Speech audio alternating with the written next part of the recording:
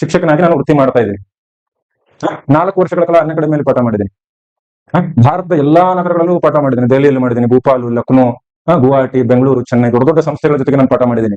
But ನನ್ನ ಒಂದು ಅನುಭವದಲ್ಲಿ ಇಂತಹ ಸ್ಯಾಡಿಸ್ಟ್ ಕ್ವಶನ್ ಪೇಪರ್ ಅನ್ನ ನಾನು ಎಲ್ಲೂ ನೋಡಿಲ್ಲ. ಈ ಕ್ವಶನ್ ಪೇಪರ್ಗೆ ತಲೆ ಇಲ್ಲ, ಬುಡ ಇಲ್ಲ. ವಿದ್ಯಾರ್ಥಿಗಳಿಂದ ಈ ಕ್ವಶನ್ ಪೇಪರ್ ನ ಸಾಲ್ವ್ ಮಾಡಬೇಕು ಅನ್ನೋದು ಎಕ್ಸ್ಪೆಕ್ಟ್ ಮಾಡೋದು ಮೂರ್ಖತನ.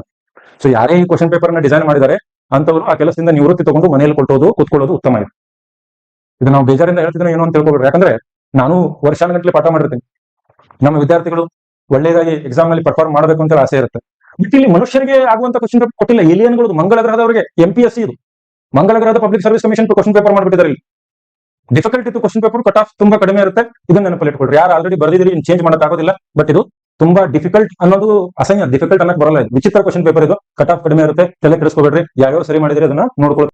ಏನು for the first time Shivaraj sir star doubt, ಇದು ಕ್ಲಾರಿಟಿ ಇಲ್ಲ ಅಂತ ಹೇಳ್ತಾ ಇದ್ದಾರೆ. ಯಾಕಂದ್ರೆ ಇದು ಮನುಷ್ಯರಿಗಾಗಿ ನಡೆದಂತ ಪರೀಕ್ಷೆ ಅಲ್ಲ. ಇದು ಎಸ್ಟೋರೈಡ್ ಬೆಲ್ಟ್, ಕ್ಷುದ್ರಗ್ರಹ ಪಟ್ಟಿ ಮತ್ತು ಕುಪಿಯರ್ ಬೆಲ್ಟ್ ಅಲ್ಲಿನ ಪಬ್ಲಿಕ್ ನಾಗರಿಕ ಸೇವಾ ಪರೀಕ್ಷೆಗಳಾಗಿ ನಡೆದಂತ ಪ್ರಶ್ನೆ ಪತ್ರಿಕೆ.